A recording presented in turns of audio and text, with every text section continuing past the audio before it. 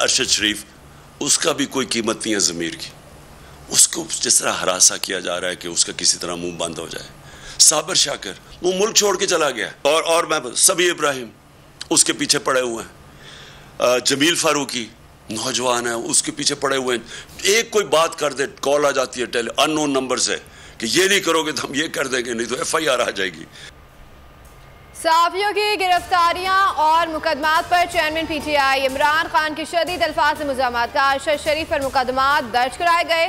साबिर शाकिर को मुल्क छोड़कर बाहर चला गया। ये समी इब्राहिम के पीछे पड़े हैं। जमील फारूकी को धमकियां दी जा रही हैं। अदलिया से पूछता हूं कि क्या मुल्क में बुनियादी हक मुअत्तल हो चुके हैं? जो चैनल हक के साथ खड़े हैं उनकी रेटिंग आसमान पर चली गई।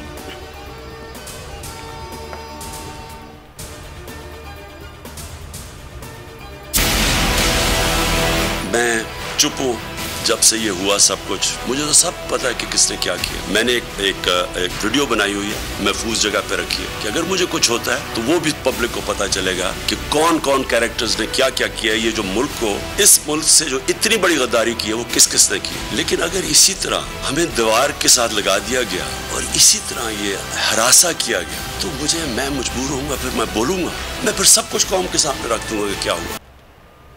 दीवार से लगाया गया तो खामोश नहीं रहूंगा, एक वीडियो बनाकर महफूज जगह पर रखी हुई है। चेयरमैन पाकिस्तान तहरीक इंसाफ इमरान खान कहते हैं कि वीडियो में किसने क्या किया सब बता दिया है। इन लोगों को मौका मिले तो इसराइल को भी तस्लीम कर लें। ये कश्मीरियों की कुर्बानियों को नज़रअंदाज करके भारत से दोस्ती कर लेंगे। ये अमरीका को अड्डे भी देंगे और किसी नई अमरीकी जंग में भी पड़ जाएंगे।